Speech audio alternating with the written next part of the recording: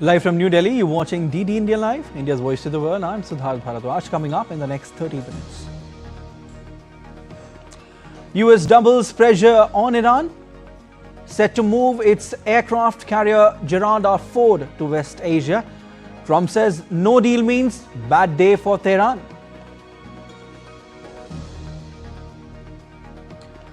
Ukraine holds a moment of silence on 4th anniversary of conflict with Russia. European leaders visit Kyiv as a mark of solidarity. Another round of talks expected by end of this week. Mexican army remains deployed around the area of El Mencho operation. President Sheinbaum asserts situation under control.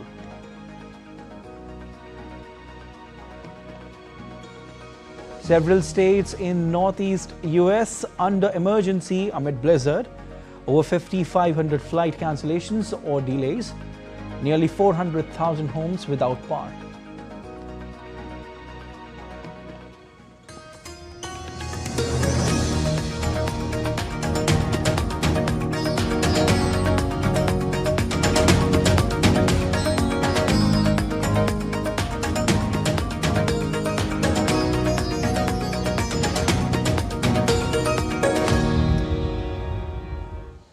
First up, updates related to US-Iran row. The US carrier Gerald R. Ford has made a stop at a NATO base on the island of Crete in Greece before heading to West Asia. It will join the US carrier Abraham Lincoln, several guided missile destroyers, fighter jets and surveillance aircraft that have been moved to the West Asia in recent weeks. Gerald R. Ford has a nuclear reactor on board, can hold more than 75 military aircraft, including fighter aircraft like the F-18 Super Hornet jet and the E-2 Hawkeye, which can act as an early warning system. The Ford also has sophisticated radar that can help control air traffic and navigation. US President Trump continues to walk a line between diplomatic and military solutions for Iran, reiterating on Monday evening that he preferred to strike a deal to curtail its nuclear program. At the same time, he warned if that doesn't happen, it will be a very bad day for the country. Meanwhile, Iran has firmly dismissed speculations about a potential interim agreement with the United States, stating that such claims have no basis. Foreign Ministry spokesperson Ismail Baghei addressed numerous rumors regarding the format and substance of ongoing negotiations between Tehran and Washington at a press conference on Monday. He underlined that none of the details circulating are confirmed by Iran, especially those regarding an interim agreement, which he says has no basis. Meanwhile, in what seems to be the preparation for contingency, the ground forces of Iran's Revolutionary Guards held military drills on the country's southern coast on Tuesday. It comes as the United States weighs possible airstrikes against the Islamic Republic. Moving on to Ukraine, where Kyiv residents came to a halt on Tuesday as the city observed a moment of silence marking the 4th anniversary of Ukraine's conflict with Russia. Soldiers lowered military flags in the Ukrainian capital, while commuters and pedestrians stopped in place as the clock struck the hour, bowing their heads, remembering those lost their lives so far.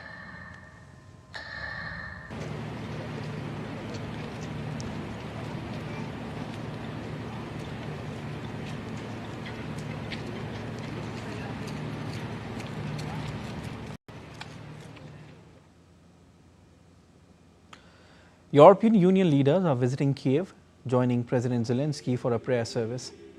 Inside St. Sophia Cathedral, the leaders stood alongside priests of various denominations and military chaplains as prayers were read for Ukraine soldiers and civilians.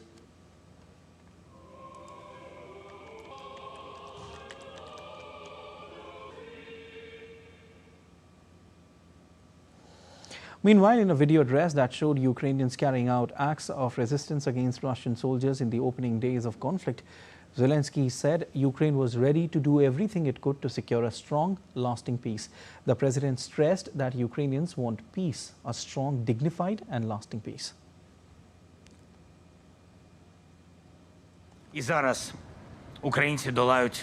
Ukrainians are enduring the hardest winter in history and terror almost every night. I do not know who else could withstand this without collapsing or wavering. Ukrainians are doing it. Of course, we all want the war to end, but no one will allow Ukraine to end. We want peace, strong, dignified, lasting. While NATO Secretary General Mark Rutte spoke at the NATO headquarters in Brussels, saying NATO always stand with Ukraine throughout the challenges and will continue to do so. He asserted that there cannot be true peace in Europe without real peace in Ukraine. We remember today and every day what Ukraine has endured. But while we pay tribute to those lost and those suffering, we also stand in hope, inspired by 4 years of unbroken resistance. NATO stood with Ukraine from the beginning. We stand with you today, and we will stand with you throughout the challenges ahead. The Kremlin, however, has asserted that Western countries' decision to intervene in the conflict in Ukraine meant it had become a much wider confrontation with nations that Russia believed want to crush it. Kremlin spokesperson Dmitry Peskov said the fighting continued, but that Moscow remained open to achieving its aim through political and diplomatic means. Peskov said Russia continued to make efforts to achieve peace, with holding position very clear and consistent. Mexican authorities on Monday deployed an additional 2,000 military troops to the western state of Jalisco, following violence in the wake of death of Mexico's most wanted cartel leader, Nemesio Oseguera, known as El Mencho. Mexico has deployed 10,000 troops deployment since Sunday to quell clashes sparked by the killing of drug lord that have claimed dozens of lives. Oseguera had a $15 million bounty on his head. News of his death triggered spasms of violence, with cartel members blocking roads in 20 states and torching vehicles and businesses. At least 25 National Guard members were killed in subsequent clashes. In Jalisco's state capital, Guadalajara, schools remained closed and most public transportation was suspended. While US President Donald Trump had yet to respond publicly to Oseguera's death, he posted briefly on his Truth social platform. Mexico must step up their effort on cartels and drugs. In response to the violence and clashes in Mexico, the United States, Canada and India have issued stay-in-shelter warning for its citizens in Mexico.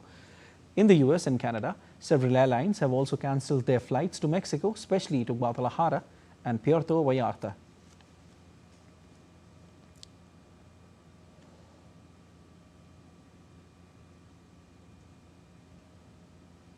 Meanwhile, Puerto Vallarta's Licenciado Gustavo Diaz Ordaz International Airport appeared unusually quiet on Monday amid heightened security following recent cartel-related violence in Jalisco state. National Guard troops patrolled the terminals while security personnel frisked travelers as operations slowly normalized. Airlines are gradually restoring service.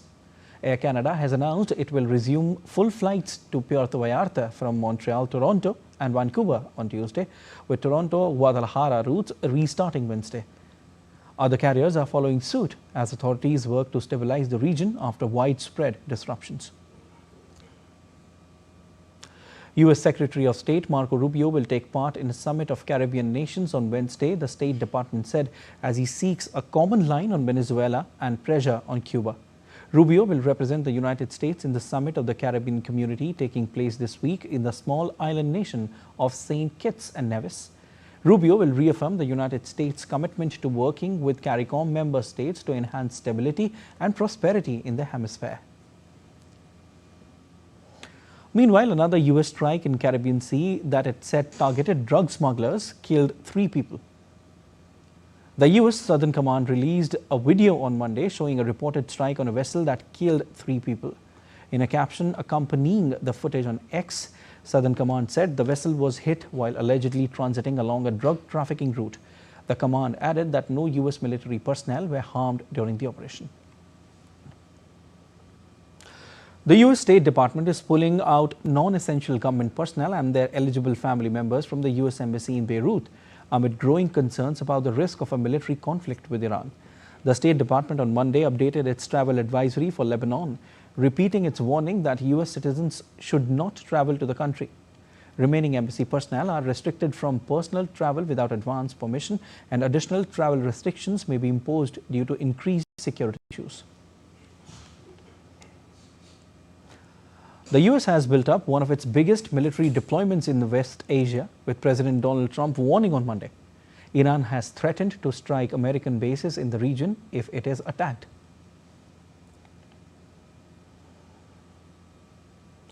US President Donald Trump will deliver his State of the Union address on Tuesday, seeking to highlight the record of his first year back in office ahead of November's midterm elections. The address comes amid political headwinds and a recent Supreme Court ruling striking down his signature tariffs. Some Democrats are planning a boycott and silent protests as political tension remain high in Washington. President Trump, during the address, is expected to focus on immigration, the economy and foreign policy, including ongoing tensions with Iran.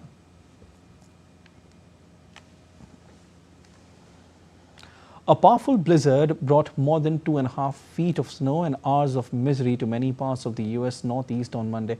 The extreme weather brought travel to a near standstill for millions as roads were closed, train services were down, and 8,000 flights were cancelled.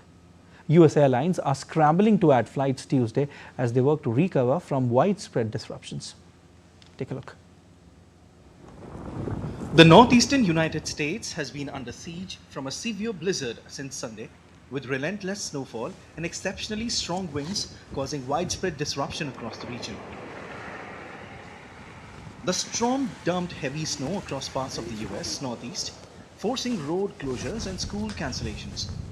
US airlines are scrambling to accommodate stranded passengers and reposition aircraft and crews as the weather improves. Thousands of homes and businesses were left without power, and officials, including New York City Mayor Zohran Mamdani, urged residents to stay off the roads so emergency crews could clear snow and debris from the streets. If you can, remain indoors. If you must leave your home, please rely on public transit. I am grateful for our tireless agency teams who have been working non-stop to prepare our city for this blizzard and to keep New York running. This has been a full-force winter weather response operation, with 2,600 sanitation workers deployed on every 12-hour shift and over 2,300 plows, including 700 salt spreaders mobilized citywide. I know that this is a city full of people who do not like to sit still. And yet, as the snow continues to fall and conditions remain dangerous, I am asking you to do just that.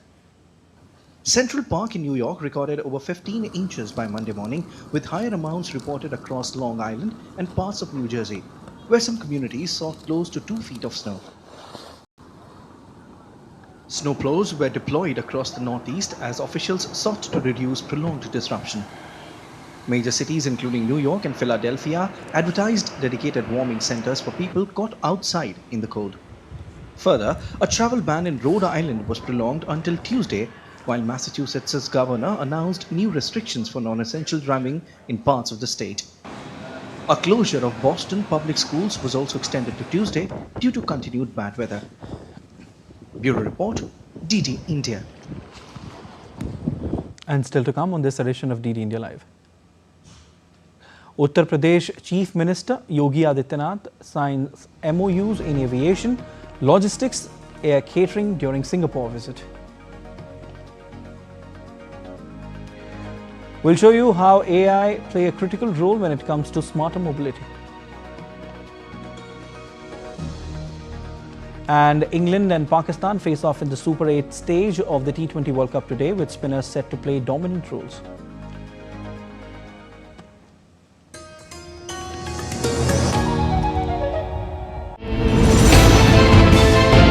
Geopolitics and trade deals.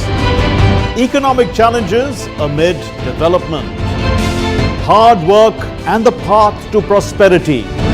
It's the economy always.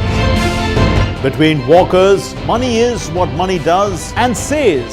Supply creates its own demand. Between the bulls pulls and bears tears. When supply chains globalization and India rises to the podium.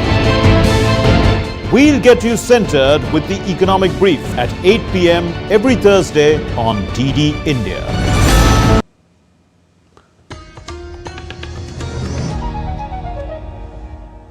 You're watching DD India Live. I'm Siddharth Bharadwaj.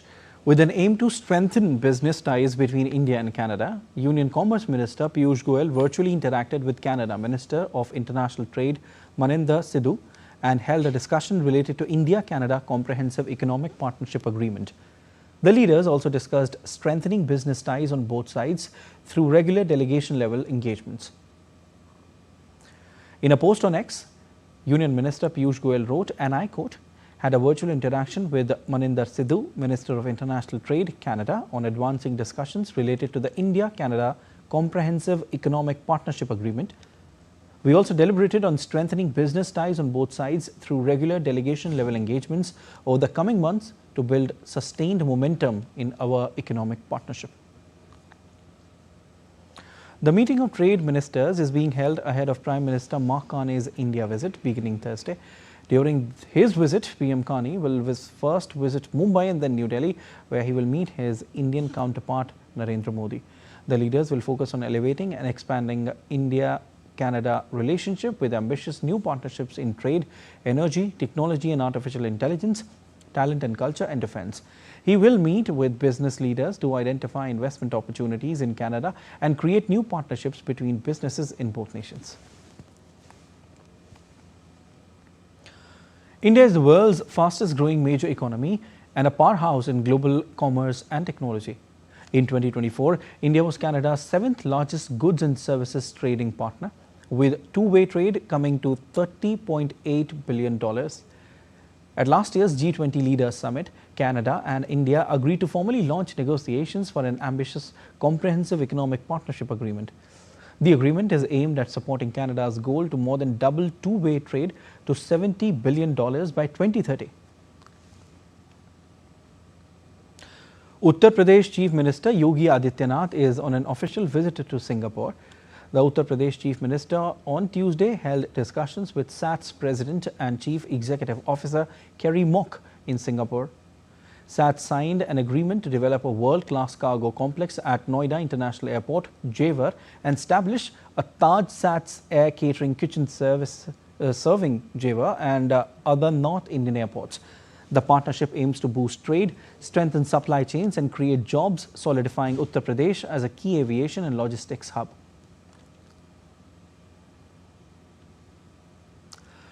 Chief Minister Yogi Adityanath also held key discussions with Singapore's Minister for Manpower, Dr. Tan See Lang, and Singapore Cooperation Enterprise CEO Kong Wee Mun. He witnessed the signing of an MOU between Invest UP and Singapore Cooperation Enterprise for strategic partnership, focusing on capacity building, policy development, knowledge exchange, sustainable growth, digital transformation and infrastructure in Uttar Pradesh. The India AI Impact Summit 2026 held in New Delhi concluded with the adoption of the New Delhi Declaration on AI Impact, marking a significant milestone in global cooperation on artificial intelligence.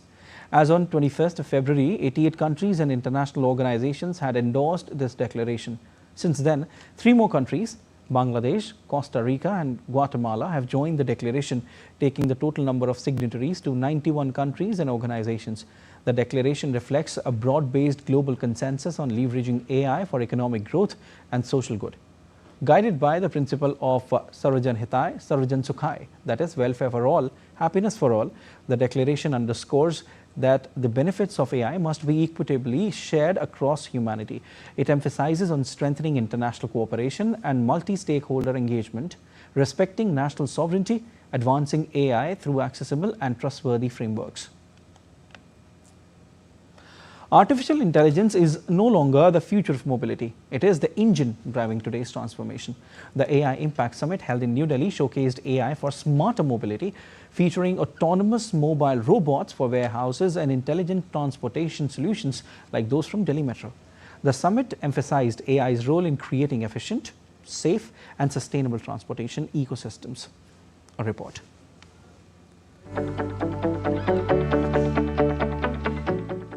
India's transport network carries millions of people and tons of goods every day. AI is enabling safer and efficient mobility through predictive traffic management, real-time public transit optimization, and electric vehicle infrastructure. From smart traffic control to connected vehicles and autonomous systems, AI is reshaping how India moves. Through real-time data analysis, pattern recognition, and automation, AI helps predict, prevent, and optimize, saving lives and preventing mishaps. AI-driven mobility is revolutionizing Indian road infrastructure by enhancing safety, reducing congestion, and optimizing maintenance through real-time data analysis. It is achieved through adaptive traffic lights in Bengaluru and Kolkata, iRaste predictive alerts, pothole detection, and 5G V2X systems. Delhi Metro Rail Corporation uses AI for demand-based transit and arrival prediction. AI supports the 4 essential E's of road safety: engineering, enforcement, education, and emergency health services. It does so by smart risk detection, hotspot prediction, emergency response, road metrics mapping, simulations. The National Highway Authority of India's first AI-powered advanced traffic management system on the Dwarka Expressway in Delhi can flag 14 violations. Meanwhile, Indian Railways is leveraging use of artificial intelligence across its vast network. An AI-enabled intrusion detection system detects presence of elephants on railway tracks in vulnerable corridors. AI-based predictive maintenance of signaling systems is being piloted to develop standardized failure prediction logics and alert mechanism. Video surveillance systems equipped with AI-based video analytics support safety management by automatic event detection such as intrusion and loitering. Kavach is India's indigenously developed automatic train protection system. Combined with advanced AI-enabled monitoring and predictive tools, Kavach is designed to prevent train collisions. AI in Indian shipping is rapidly transforming logistics by enhancing operational efficiency, cutting costs by up to 25%, and improving delivery accuracy by 40% through predictive analytics and automation. Key applications include AI-powered route optimization, real-time cargo tracking, automated port operations, and predictive maintenance. AI reduces fuel consumption and delivery times by analyzing traffic, weather, and congestion in real time. Algorithms analyze vessel data to predict equipment failures before they occur and identify risks in shipping lanes. The AI Impact Summit featured innovations that include AI-powered road safety, intelligent traffic management systems, and assistive technologies for navigation. As India accelerates toward 2030, AI will be the key enabler of transport network that is predictive, responsive, and sustainable. The future of transport is intelligent, and it's already taking shape. Aarti Rana's report for DD India. Time now for some sports news. Spin bowlers are likely to play dominant roles as England and Pakistan face off in the Super 8 encounter at the T20 World Cup in Sri Lanka. With the Pakistan-New Zealand clash on Saturday being washed out, a win against Pakistan in Pallekele will be enough to see England into the last 4. England may not have hit top gear yet, but the two-time champions have found ways to win. They kicked off their Super 8s campaign with a commanding 51-run victory over Sri Lanka, a result that significantly boosted their net run rate and took them to the top of the standings. Meanwhile, Pakistan will bank on their varied spin arsenal on a track that traditionally slows as the match progresses. That's all for this edition of DD India Live, but let us know your thoughts on the news of the day. For those on the go, you can get all the latest news and updates from India and across the world on DD India mobile app. The app is available on both Android and iOS platforms, and you can scan the QR code on the screen to download now. We'll be back with more news as it breaks here on DD India. I'm Siddharth Bharadwaj from all of us in Delhi. Thanks for watching DD India Live.